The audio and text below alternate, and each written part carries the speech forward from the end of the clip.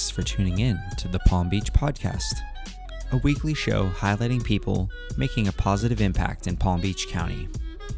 With your hosts, sports chiropractor and athletic trainer, Dr. James Spencer, photographer and art director, Mike Jones.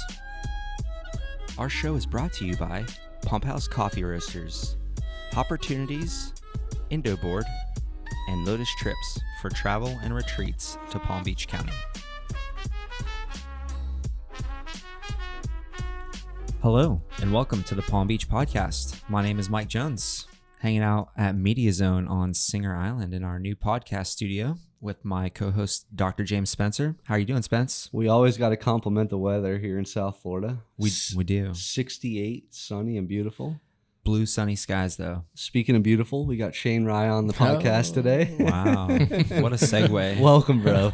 Always a pleasure to see you, Thanks for having man. me on, guys. Appreciate it. Yeah. I don't know how to follow that one up, Spence. You need to keep talking. Yeah. No, Will my blushing show up on this? Yes. No, actually, the bright lights help that. So let's tell the listeners a little bit about you, your background, kind of how you got started here in Palm Beach, and what you guys are up to now.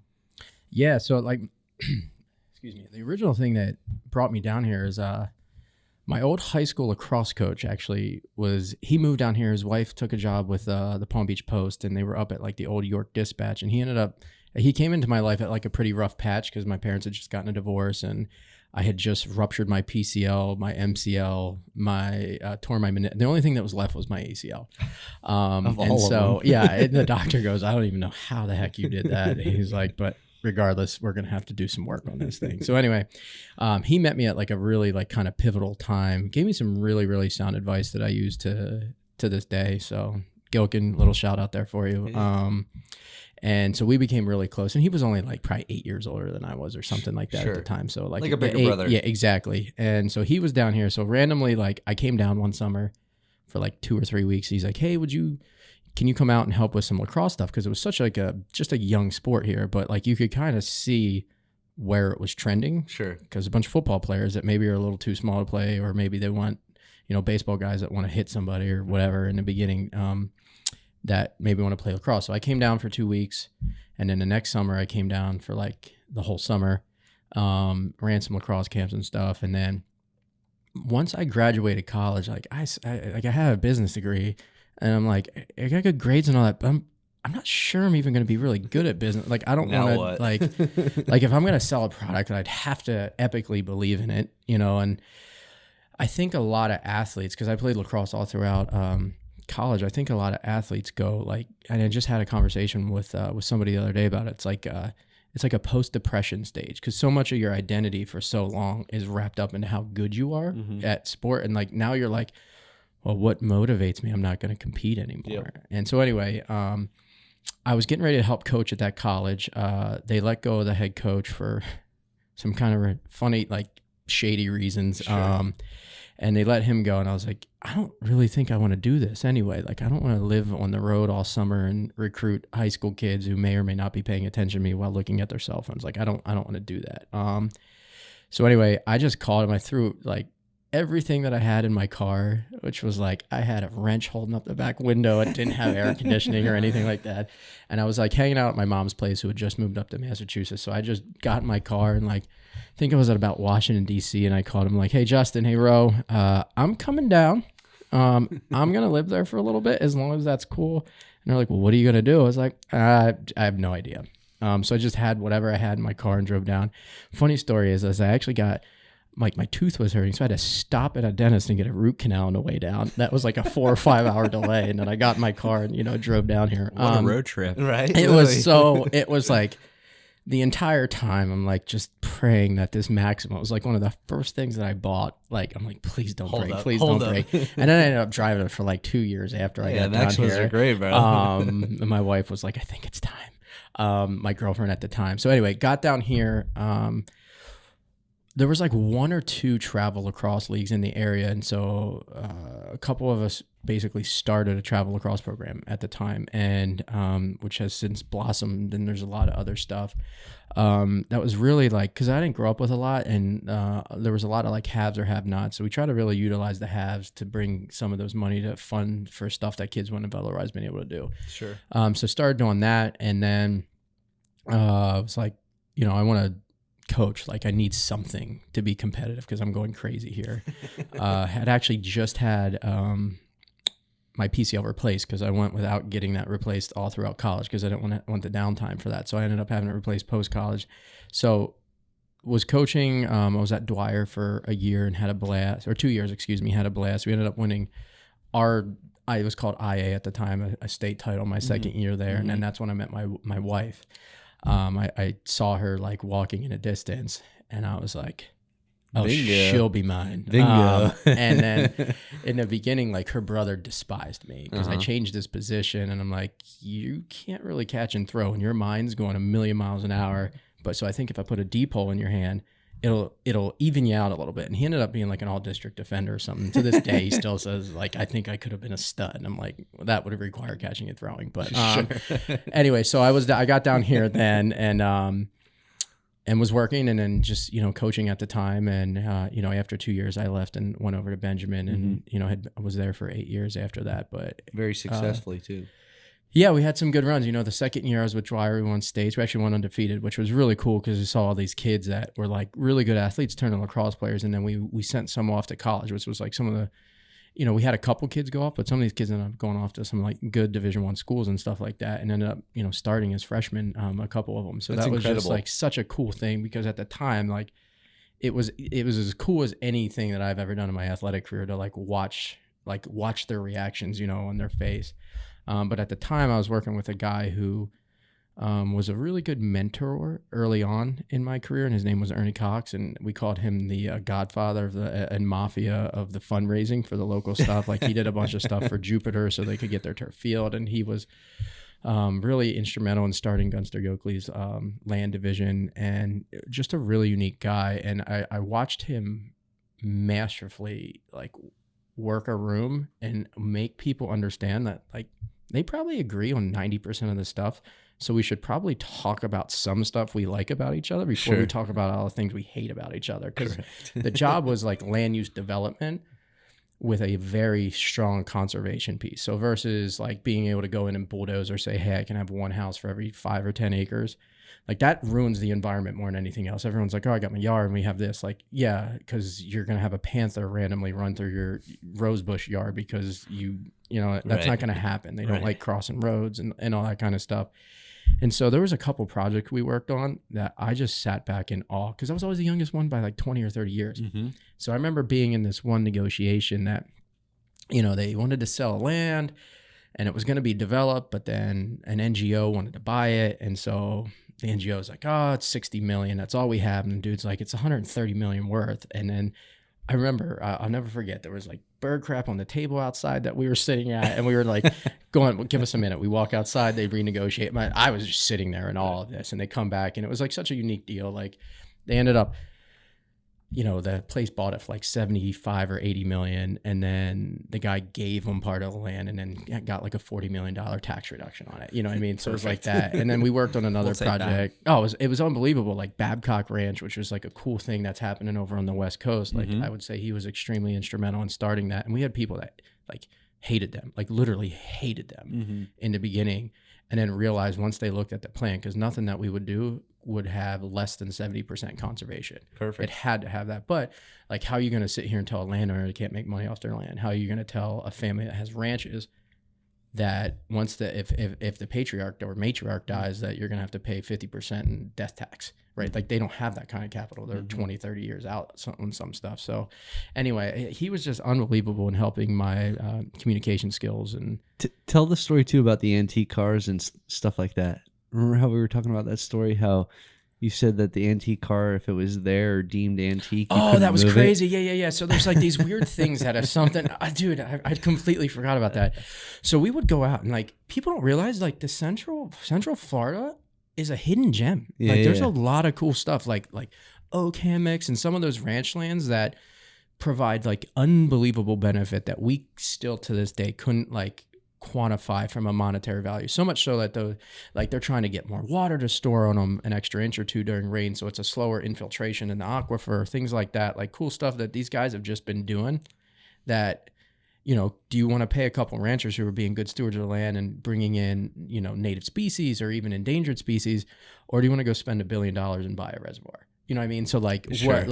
how do you want that to go take place? But anyway, we were doing a tour and all that, and at the time, I forget what the state statute was, but the law was just like, we couldn't do something in this one area until it got clarified by the state, because there's like an old truck sitting there. So anything that was like sitting there for over 50 years was considered like part of like the landscape and all that. I'm like, this is clearly a broken down truck that they're like, oh, I'm tired of changing the tire on it or whatever. Like we blew a gasket. It's whatever. Leave it. Yeah. So it was there for so long that it became, and I forget the terminology they used. It was basically part of the landscape at that point. And I'm like, so we can't do that. Like, you are aware of what we're trying to do is to help endangered species here. Oh, we ruined this 1947 Ford truck or whatever the heck it was sitting there. That's great. Amazing. It's interesting to hear you talk about like you still having that competitive fire. James and I were talking the other day about how the NFL has a program for the players to do like a broadcast school. Oh, really? To help them transition out, because like that's a real thing, you know, transitioning out of competing in athletics. So it's cool that, you know, that you were able to identify that you still had that fire and you just needed to, you know, channel that energy in another space. And, you know, maybe next time you can channel it into being in a podcast studio, because it seems like you're a natural over here. Oh, geez. You know what? I think I could credit my mom on that. So who is a sweetheart, by the way. I appreciate you, by the way. She's doing great. You know, they discharged her from therapy the moment she got back up there. Like, oh, your balance looks good and all that. And I'm like, no. Like, you have, like, now your therapy is going to work. We just got started. So, like, I ended up having to, like, she's like, well, what do I need to say to him? I'm like, do you want the PG version? Or do you want me what I actually want to say to him? So credit mom. So, and dad to that extent. You know, my parents both had pretty rough upbringings, especially my dad.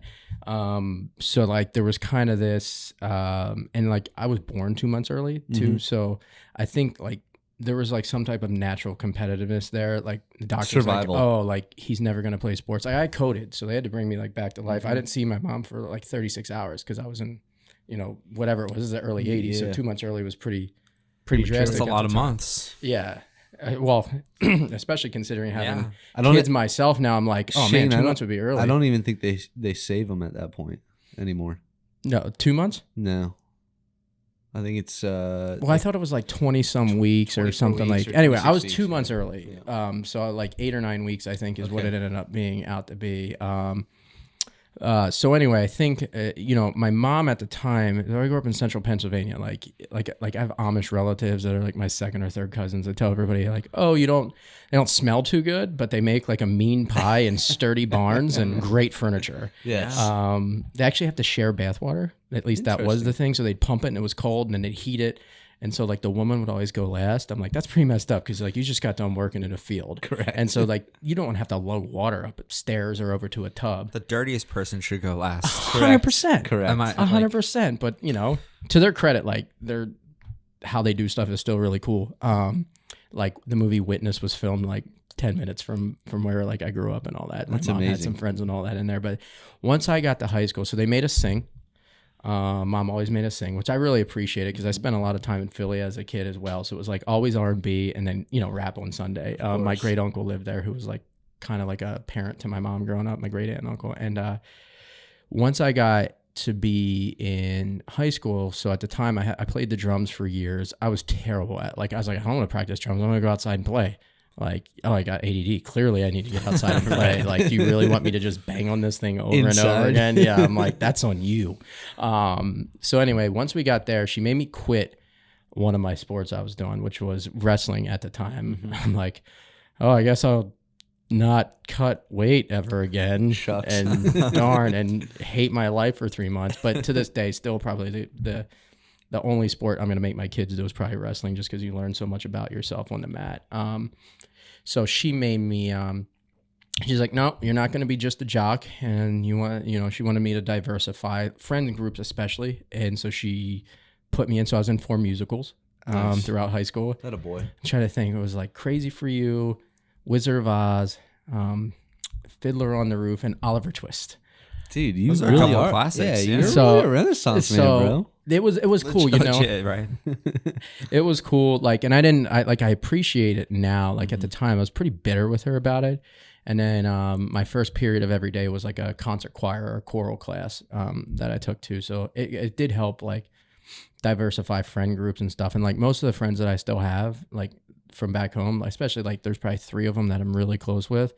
They're like brothers, like, and in large part, I think that was, due to them. So anyway, like that's like pushed me into like these crazy different opposite worlds. The obvious question we have to ask is, what's your go-to karaoke song?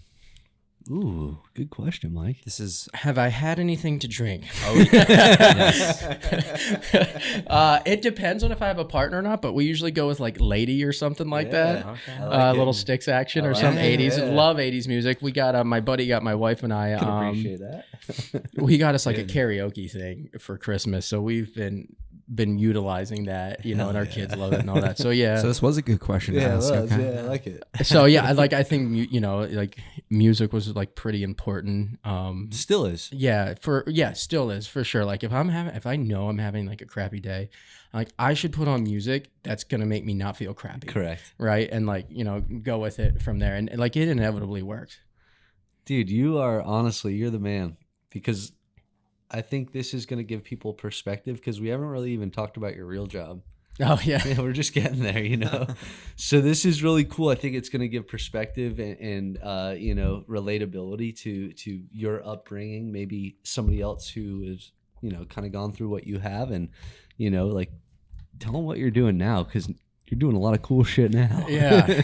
I was like, just touching dudes for the most part. Yeah, just wrestling. And Yeah. Just wrestling, analyzing taints, whatever. Whatever works. Yeah. So I do I do manual therapy. I got really into like the strength and conditioning world when I got down here. And I remember like, I was never much of a drinker in college or anything like that. Just never really had a passion for that, or like going out and partying all that much, other than for like unless you're the DD, because it was like the best thing in the world. Like, oh, it's another gas station, guys, got to fill up. Oh man, your car's terrible on gas. Here's $10. Thanks for driving us. A block later, oh, we got another gas station. You know what I mean? Make $100. 100%. Like if you're the sober guy, why not? That's a Renaissance man right there before Uber. right. You always got to hustle for sure. But now like I spend a lot of time reading and things of that nature, and just really enjoyed like how the human body works. And I think after my first knee surgery, when I was 13, I would randomly start passing out. And so my heart would go into like SVT, and it would beat like 200 times a minute. So I saw a doctor at the time, and one of them, thank God my mom worked in a cath lab at the time. They just didn't do children. And I saw the one doctor, and he like looked at me and he goes, well, he's done. Like he's going to have to quit sports. Like he's never going to play another sport. And like in my mom's head, I'm like, I can imagine her and my mom and dad singing like, no, like, I can't tell him somebody else is going to do it. Well, no, he said it in front of me. And so like as a 13-year-old, I'm never going to play football again. Yeah. Living in central Pennsylvania, and like, what the heck else are you supposed to do? Sure. So like, oh, look, there's the corn growing. It's still growing. Yes. you know, that kind of thing. So I think after that, I ended up getting like a second opinion from a different doctor. And thank God, because that guy tried to put a pacemaker in me as a 13-year-old from some of the stuff that was going on. So I ended up seeing a different doctor, and he was the man. His name was Dr. Siren. He was at Penn State with Hershey Med. And he's like, sure, you can play if you pass these tests. And so I remember awesome. Like running on a treadmill with all this weight on me, and he's like, if you get over an exertion level 6 or 7, we might not be able to let you play. And I remember like 20 some minutes in, and they're increasing the incline. I'm like, I think this is a 12, but I'm going to point to 4, one of those things. So I think like that was a big part of it too, just like having somebody tell you, and I don't think you realize it until later. And I think that was like my quote in the senior yearbook was like, the greatest pleasure in life is doing stuff that people tell you you can't. And so like, it was just kind of like a quiet stubbornness. And so the human body, and I always tell people like, that's how God's real to me. Like, cause like how everything's like intricately linked together, that became a fascination with me. And then the knee surgeries and then more knee surgeries. And I was like super weak when I got into college and all that. So spent a lot of time in the gym and just, you know, kind of biding my time. And, you know, you get to think a lot that way too. So I spent a lot of time reading and doing all that kind of stuff. And then when I was down here coaching, I spent like, it was like $600. I drove up to like Stewart or Port St. Lucie, and I rented a U-Haul and bought like some weights and a crappy squat rack and all that, and just put it in my garage. And, Love it. And you know, I was like, asked some parents, like, do you mind if I like help your kids a little bit? And now I look back, I'm like, some of the stuff we were doing was pretty spot on, and some of the stuff was like, I would have never paid me to do that. So anyway, But you learned. Yeah, no, 100%. So it was like a transcending thing over time where I still think that that's like my most passionate thing. Like exercise is medicine, movement's medicine, like, you know. And we talk a lot about like version 1.0, you know, just start. Yeah, like you don't know, Exactly. you don't know if you're right or wrong. Like you just got to go. Yeah. You got to do something. You just got to try. Yep. And if it's wrong, okay, so you learn. You know, that's what we would always say when I was coaching. You know, sometimes you win, sometimes you learn, and you know, and if you're not learning when you don't win, then you have a problem. You probably shouldn't be on the field, I like or that. you got to readjust That's a really yourself. good way. I like that. Dichotomy, you know, either win or learn. That's cool. And usually that learning is like, you know, we always like made our schedule. So I always made it so like we'd play the team so I knew we're practicing all fall. And Sure. because we were such a small school, like we didn't have the ability to do that. So we purposely made it. I'm like, oh, boys, we're 2-4. You know, so like, Yeah. Got to get to work. you know, our beginning of the, like before spring break, our record was very mediocre. Like if you look at the 8 or 9 years I was at Benjamin, and then after that, like our only loss was like a season-ending loss in semifinals or state finals, you know, at that point. So like, you know, kind of purposely getting humbled in the beginning and trying to do that. But I think like that led into, you know, we worked with a guy for a little bit, met Brian, who was one of my current business partners. And then we both kind of wanted to do our own thing. And I remember like, I was like, dude, I got gym equipment in my garage still from like the $600 stuff. I'm like, it's on. may or may not be safe. But he's like, we need a place. We made some phone calls, and this one random like strip mall up in Jupiter let us rent a place that was like an old Bates exterminator for a Love month it. or two. And then I called one of my parents who owned some buildings. I was coaching, and they were working on getting us permanent, but it was going to take a month or two before that happened. So we trained people, and this place smelled like cat pee, and like there was a stain from clearly where it was, and it was so bad, you know, but the kids showed up, and the training environment was fun. That's the best, bro. And we had fun, you know, Yes. as like, I loved going there every day. And then one of our kids, he had some serious like back issues and stuff, and he forced us to, the mom was like, well, you need to work with this PT who's going to work with. I was like, I think we got it. And she's like, okay, then he's not coming there anymore. I was like, what I meant to say is I think we got this connection, and Yes. I'll work with this I'll PT. talk You to know what I that mean? PT. And honestly, he ended up being really influential, especially early on in my career. And literally, I can look back for years, like almost every Tuesday and Thursday, like we spent time, and you know, he showed me some tissue stuff, and I would talk to him about like periodization or how we can transcend that like kind of PT to like, let's not make them think they're rehabbing, let's just make them think they're training. Correct. You know, that kind of thing. You know, and this was 12 years ago. And I was like, wow, this manual therapy stuff's cool. I could have used that for one of my 5 knee surgeries. Fascinating. You know, this would have been fantastic. And like, you know, being ADD, you're like, this makes a quick change. You know, not that it's permanent or anything, but this makes somebody feel better. And what was it? Dale Carnegie or something said, like, if you make somebody feel better and you're good to their kids, you're probably always going to have a job. I'm like, okay, I want to cover all my bases here. Yeah, job security, baby. Hey. So then Smart started man. doing manual therapy. May or may not have been illegal in the beginning. And then some random people just started showing up at our gym, and I'm like, I need to go get certified. So then I went to school and did like a quick 6 months like massage therapy certification. And then I remember that was crazy time because thank God we didn't have kids, because I would train people from like 6 to 8 in the morning, run down to the place from like 8:30 to 3:30, then go to practice from 3:30 to 6, and then go back to the gym and train people till like 9. And that was like a crazy 6-month period. Unreal, bro. And that was that was probably seven years ago, something like that. And then just kind of went on, from there. And we had that gym for a while. And then Brian, my business partner, went up to Eric's place and like started joking with him and being like, hey, you should make a place down here. And, Cressey was like, hey, we're thinking about it. And him and Brian hit it off pretty good, which is pretty funny because they're kind of like polar opposite personality wise. But I think that's what makes our gym so special because we all have like different things that we're into and we can seamlessly transition in and out of stuff. Symbiotic. Yeah, very much so. Sympatico. Love it. So we knew we were going to get you to sing at least once. Right. A little falsetto.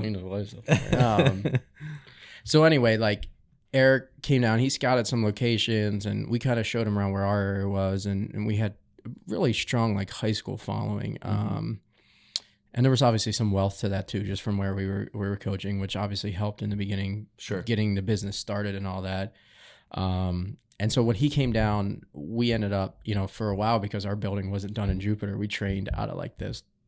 Our place was like 2,000 square feet, and there were like these big leaguers in there. And we had trained some big leaguers at that point, but not to currently the volume that we had. We had a lot more college and some very high level college players that have since been drafted and all that. A couple first rounders actually, but then he came down and then we opened up that first place up in Jupiter and we were there for 5 years and it was great, but we were still kind of landlocked a little bit. Correct. Like it's hard to like check to see if your manual work or your exercise adjustment or whatever, your breathing, your respiratory adjustment that you've made to somebody, like does that have a transient change? Like it's hard to tell. And guys were driving 20-30 minutes away to come throw. They'd warm up there and then drive 20-30 minutes away. And I'm like, well, it was pointless warming up because you're going to cool back down. And then after the 5th year, we're like, we need a place that can all encompass like everything we had. And the town of Gardens was really, you see some of their parks are segmented out. Like there's a baseball complex.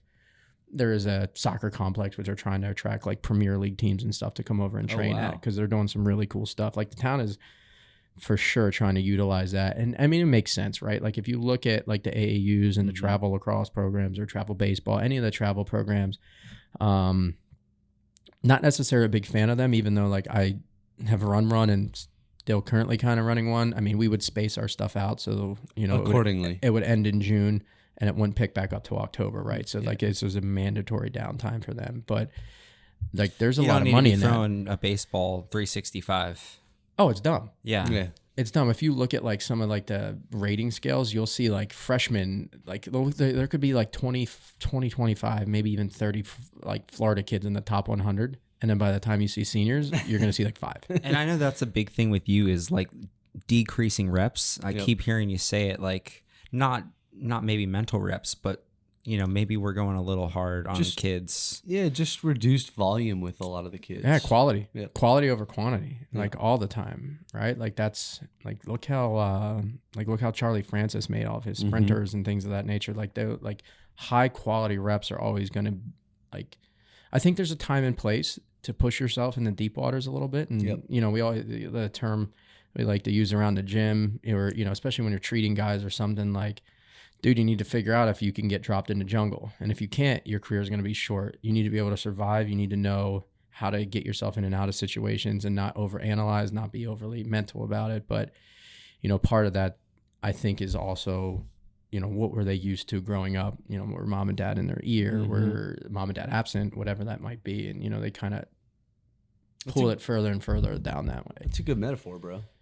Yeah, I mean, it's true. Like, you got to be able to survive. Like, at some point, you got to bite back. And for your own self. Because at the end of the day, like, it's not like treat you do all you want, but I'm not making your money. Right. Well, and it's also nice to hear, like, a person in the sports world talk about, like, a mental aspect.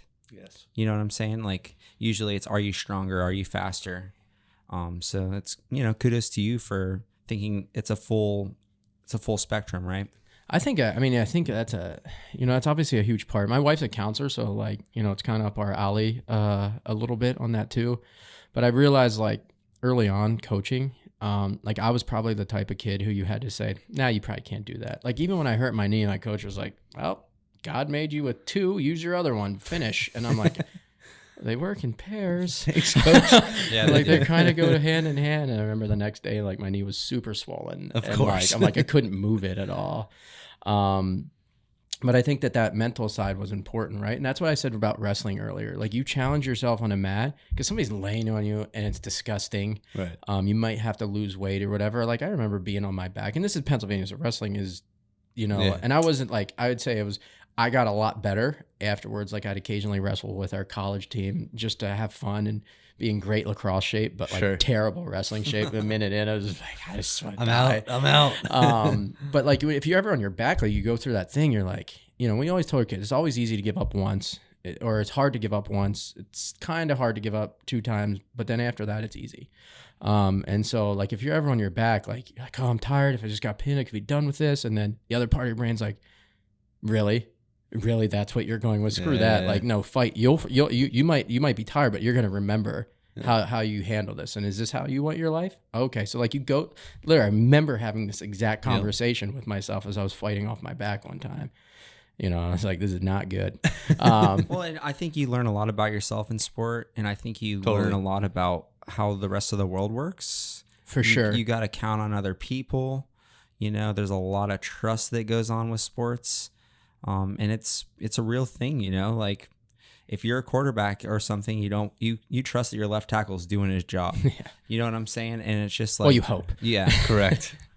But you do learn a lot about yourself and about other people in athletics. We always try to tell our kids, like when we were coaching, we always try to take a wrestling approach to a team sport. Look at I before you look at them. Mm-hmm. We had like a big Dan Gable, mantra one year that we just said Gable, and that was actually one of the coolest sports experiences of my life. Like, we weren't performing well, we were a lot better than what we were, we just had to learn how to fight. We didn't know that at the time, and I'll never forget, it was my first year at Benjamin, and I read them a book from Scott Sheridan. It was called A Fighter's Heart. It's one of my favorite books, and it talks about Dan Gable, and he goes through his entire high school and college career without a single loss until his very last match. Shit. And he loses. And then he goes on from that and goes into the Olympics that like a year or 2 after that. I forget what year it was, but doesn't get a single point scored against him and dominates the field. And in the book, he's talking about how he's irritated at himself that he didn't pin one of his last guys or 2 because he thinks he could have, but he coasted. So we used that. So we would just say Gable. And that was like our thing. And we ended up being down 12 goals. With like 16 or 18 minutes left. And the crazy thing was, it was my first year at Benjamin, and we were playing Dwyer, the school that I was just at the year prior. And they were like, we just couldn't hit cage, and they were putting a whooping on us at the time. And we ended up scoring 12 straight goals in the last like 18 minutes to win. And then we won the states the following day. In overtime, and the kid who scored the goal was Lisa, the lady who I told you earlier about, was her son, who I fell in love with because we cut him from our first travel team, and he was a practice player. He just showed up to practice and ended up going to Michigan to play lacrosse after that, after getting cut, So like we resonated together pretty well. But I think that kind of wrestling approach to a lot of what we do, because it's easy to point fingers. Yeah. And we all do it no matter what. Mm-hmm. But like at the end of the day, if you're honest with yourself, like you literally can only control you. Correct. And so we'd always try to tell the kids that, especially at Benjamin, and one of our things when I got hired, I was like, listen, like, this isn't really paying anything. So if you want to fire me, that's fine. I don't really care. But the great thing about being in between the lines is your socioeconomic status simply doesn't matter. Matter of fact, I would tell you it might benefit you more if you're not affluent to an extent.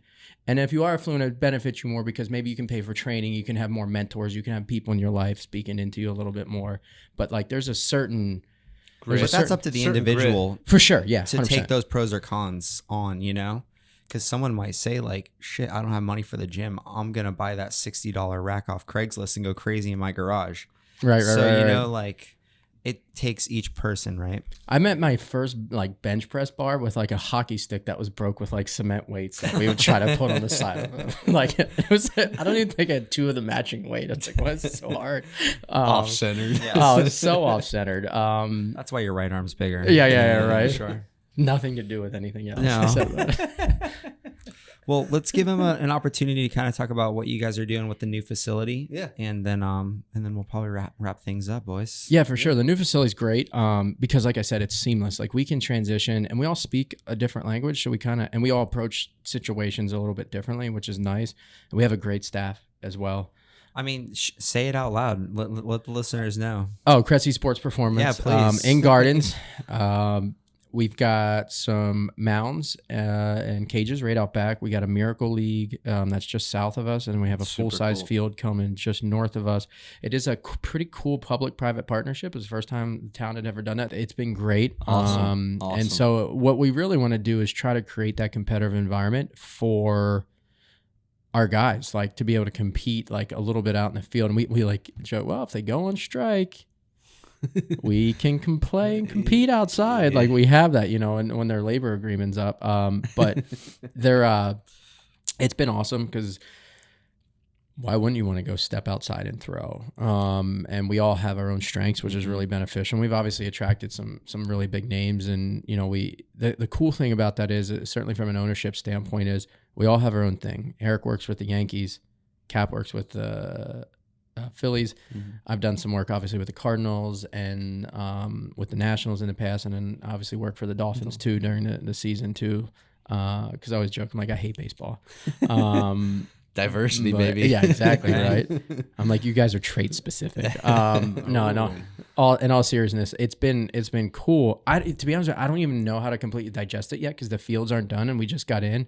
So I'm still processing it. But it's been cool just to have more space, to be able to like, we were able to do some like manual work and some exercise intervention, and then like a kid's curveball jump like 4 miles an hour and a spin rate increased like a month ago. So like that was what I mean. Like we got to go right out there. But it's also really cool because you get to meet and afford yourself like around really cool people and different people from different walks of life completely. So it's really cool because you might see, you know, a Cy Young Award winner training right next to a 13-year-old who's like usually gawking and all that. But for them to see that Cy Young winner, like that's a life changer for them. They're like, look how hard he's working. Well, and that just motivates you as a young kid. I know I've been there where you're like, shit, I got to step up to the plate and work even harder. You know, so that environment, the culture that y'all have created is pretty priceless for a lot of the youth around here. Yeah, and we try to still take a team approach to that too, right? Like sports will humble you, even when you're working within sports. Like even for myself personally, like there's times where I'm like, am I feeling what I think I'm feeling? Because like it's hard when a guy's on your table, and you know this, James, like, oh, my career's in your hands. Like I got a kid on the way, so if I'm gonna have to change X, Y, Z, and you're like, and you waited this long to get, you know what I mean? It's like one of those things. But thanks. But anyway, so you get to do that. But that's why I think it's important. Even so we were talking about team sports earlier, like to have that team that's like, we have our team inside, but we also have our team outside. Mm-hmm. Like there's guys that I've sent James say, hey, here's what I think. Like my pride and my ego can't be more important than that person. Mm-hmm. And so, and vice versa, you know, like that relationship of being able to go back and forth is real critical to our success. And we've been able to, you know, seamlessly, I think, transition in and out, be able to talk to doctors, be able to reach out to people when we say, hey, our head, maybe this isn't fitting our model right now, and maybe we have to massage this in a different way or whatever that might be. Mm-hmm. So I think that's really important. So we're pretty open in that context. And you know, I would like you to just talk for a minute as if no one has ever heard about Cressey before, because, you know, say someone that's in Palm Beach County, maybe a parent with a kid that plays sports, maybe a college kid, who goes to Cressey, what type of athletes, what sports, who is the, you know, talk like the person that's listening right now has never heard of Cressey's before. So I would tell you anybody can go there first and foremost. Like general pop people are by far my favorite, because like they have such cool stories, and we've met some of the coolest, most like interesting people I've ever met. But a lot of times it's been baseball players. That's probably 75%. You know, we have a handful of NFL guys. We obviously have had some tennis folks in the past that we've worked with that were very high level. And skiers, water skiers. Oh, yeah. Water, give them a scout. For sure. Some water skiers. We had a handball team come over once from like overseas, some handball players and stuff like that. But basically, I would say for the most part, we're probably one of the world's foremost experts in that field of baseball. But more importantly than that, like, take baseball out of it. Like, good athlete is good athlete. Good movement is good movement. And if you feel good, you're probably going to play a little bit better. So we've become mostly known in large part early on, especially for Eric and his ability to utilize like his social media and his writing skills and things of that nature, and just saying, hey, maybe there's something else out there other than like bench, squat, clean, right? Maybe our paradigm needs to shift. And So we would do an assessment and say, hey, like, what's your hip rotation look like? Like, is your coach yelling at you to get your hand up higher? And then you realize, like, he physically can't get his hand up that high. Like, so we can yell at him all we want. But then we encompass a training program that may be somewhat rehabilitative in nature as far as like getting special arm care or like, hey, if you have a wonky hip, we're going to do X, Y, Z. But you're training, like you're lifting weights, you're sprinting, you're jumping, whatever you can do, you will do. And so we've become pretty well known for making people who are banged up feel a lot better and perform better. Cool. Funny, you were doing that 10, 12 years ago, right? That's exactly what you were saying with the PT. Yeah, for sure. Let's get them training. Don't make them think they're rehabbing, right? And I think that's an important point for a lot of the athletes, just from the mindset of, yes, I'm injured, but I can still train around that pain, you know. And it's cool to see really your mentality hasn't changed from that thought process. No, you just want them to compete or feel like they're competing. Like there's that weird, like, and if you've ever been injured, you've been in that, it's like the weird injury phase where you literally question everything, where you're like, can I even, like, if you come out of surgery, like you ever come out of a knee surgery or a shoulder surgery, you know, let's say you have a shoulder surgery, you're like, I don't know if I'm ever going to throw a ball again. Like, because that's what you feel like. That's what you feel like. Yeah. So we became pretty well known for that. We've trained a number of, obviously, Cy Young Award winners, you know, some tennis people that have won a whole heck of a lot of Grand Slams. Obviously, if you can't figure out who that might be. Right. Yeah. Some local folks. That made me appreciate, that was such a cool experience though that this has afforded me, like being able to travel around with them and do that a little bit was cool, but also very stressful from a family perspective. And we had a lot of kids. I always joke, like my wife's Mexican, she's very fertile. So that she is a sweetheart. Yeah, no, she's the best. She's like, I was like, you know, I always say like, you're kind of my best friend because you're like a good looking dude in a way, like you like can like tell me to shut up or like put me in my place if I need it, which is very important. But you know, being able to transcend and use those skills, people are like, well, how did you get there and there? I'm like, I don't know. I always feel like I just got lucky and fell into good situations. But, you know, I was talking to my wife when she's like, dude, you literally spent your entire college career reading. You've spent everything that you've done. You've like, and most of your stuff that you did early on was volunteering for not for paying. It was like because you had passion, and your passion eventually led into that. Not saying that that always happens for everybody, but by the grace of God, I think it did. And, you know, like being able to have like be on the side of an NFL game when you know, and the athletic trainer or a guy requests you and says, hey, you get to go in that little tent and like hopefully you have 2 minutes, because you definitely don't have longer than that you to try to like yeah, like you got like 2 minutes. Like it's a pressure situation, but it was like, I'm like, hey, this is like sports. Like, you know, in lacrosse, I was a defenseman. Like, we need a takeaway right now. We got a minute left. Like, this is like, so that pressure and being able to like shift that like post-collegiate depression into something else was super important. But also being around like-minded individuals, but who are still different, right? Because I hate groupthink. Yeah. I don't think that's good. Like, I always learn something when I talk with James. I always learn something every day at the gym. And that's the same with us as like the yin and yang, you know, doctor versus like photographer, you know, like sometimes he needs to give me a checklist, or I need to give him like a big idea that might not be feasible. And so it is important to surround yourself with people that can kind of fill in the gaps. And I think that's what you guys have done really well from the sounds of it, because I've never been, and from what James has told me with Cressey and yourself and everyone else involved, that everyone just fills in for each other and everyone stays in their lane, right? Yep. Well, and the key is too, I think it's also a very family oriented environment. Yeah, no, 100%. Yeah, for sure. Like even with our employees are fantastic. Exactly. Like honestly, most of them should probably be running their own gyms if they really wanted to. But like, thank God we did that, because I hated the business side of the gym so much. I was like, I shouldn't, like, let me handle human resources problem. Never let me handle accounting. Correct. Yeah. Like, do they owe us money? I don't know. Go ask somebody who does that. Like, I don't want to ever. But if you need your shoulder fixed, yeah, seriously, right? But I think that's important to like have those general mixtures. But it's also important to like be able to have those hard conversations where you say no, and or like, hey, you sucked yesterday, like, and that happens. Like, that's not easy. It's a tough pill to swallow. But, you know, when we were coaching, one of the things that always, one of our mantras, we would always yell 1, not 2. Like, 1 mistake's okay. 2 isn't, because usually the second is your reaction from it.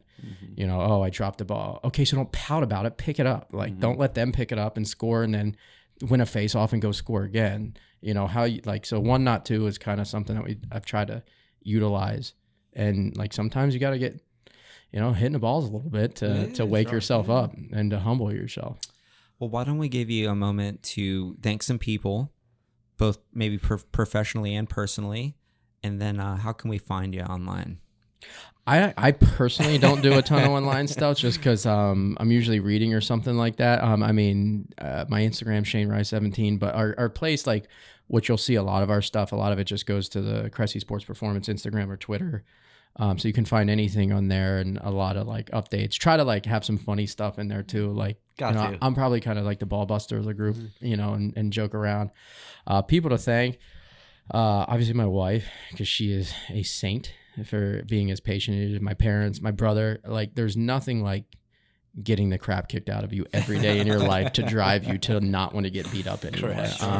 And my brother's done some really cool things professionally, like secret things that I can't even know about, like type of deal. So that's awesome, bro. Because that's why he couldn't tell me because I'm on this podcast. But he's done some really cool things. Obviously, like by the grace of God, I should be in no way, shape, or form where I'm at. And then anybody who's really been influential in my career, obviously Dwight early on in my career. Sean, my buddy Sean, like, Derek Hansen. There's been some guys that I spent a lot of time with, obviously Eric and Brian and Tim and all the rest of our guys at CSP. Like, I think there's a lot of people that we could thank outside of families as well. And, I would say a lot of those like people were like those parents that were so good. So that was the cool thing about Benjamin. There was these parents who were like so good in the business world that they could recognize and see stuff that maybe you didn't even see in yourself at the time. Right. And so like those people who spent like so much time believing in us and graciously giving us our kids and then turning their backs to us in an extent where they're like, I trust that you're going to do the right thing with them. Like, that's not an easy thing to do. Like I have kids now. I'm like, you want to have like, that needs to be a certain checklist. So any of those folks, and I'm sure I'm, missing, a million people at this point, but I wake up every day and our daughter was a bit of a miracle baby. There was a lot of crazy stuff that happened and some hemorrhages and like straight disappeared when people at our church started fasting and all that, which was really cool. But I remember like at one point being like, oh, I've never really had a miracle happen like that before. And I was like, and all that. And my wife was like, are you serious? Oh, because you earned the right to work with, 6 Cy Young Award winners and be on a Miami Dog. Oh, because you did. That's not a miracle. You played sports, you were that I, so she's always usually pretty good about doing that. So I mean, keeping you humble, man. Got to. Yeah. And, a little punch here or there. Got to, a little kidney shot. Yeah, 100%. She thinks she has fast hands, so. Dude, I can't thank you enough just personally. And I know, Mike, we've talked about you for a while, so I'm glad our schedules worked out and we got you in here, bro. Yeah, and thank you. Obviously, it's the first time meeting, so, now I have a friend. So if you ever come over, like, you can get your own drink. I'll point you where it's at. I can, nice. So like you can, there's the cups. Make yourself at home. And then James, who like early on, like when I first met him, like, you probably haven't ever even said that, but like, I was like, wow, like he's super intelligent in a way that's completely different than mine. So I respect that, but I need to push myself to get better too. Like, awesome. And then, so like we ended up like a lot of those conversations ended up just being think tank conversations, especially trying to troubleshoot even people like I was close to. Like, I'd rather you treat my wife than me. Cause I don't want to like, oh, I want to hit her. Like I want to shake her. Do it. But like even being able to like do that. And I think that was hard early on, but that was a really big like learning experience for me early on, and being able to have somebody you trust is equally as important. So appreciate that. Yeah, and I'm super happy for being on here. Sorry, it took a few more months longer than I expected to. Dude, it's peak season, spring training. We were waiting for Studio 2.0 for you to come in. Oh, okay, you didn't even want to come to 1.0. No, this is 2.0 is better. 2.0. No, this is nice, and I like.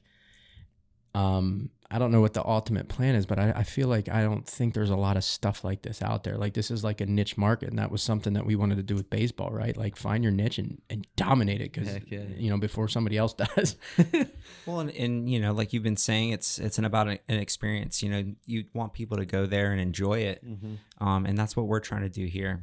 We want people to come here and make content creation fun. So whether it's a podcast, our YouTube videos, social media stuff, interviews, we can pretty much help you out digitally. Yeah, shit. In the meantime, let's keep smiling, laughing, and kicking ass. Boys, cheers. Cheers. Appreciate it. Until next time. All right. Thank you for listening to this week's episode of the Palm Beach Podcast, brought to you by Pump House Coffee Roasters, Hopportunities, Indo and Lotus Trips for travel and retreats to Palm Beach County.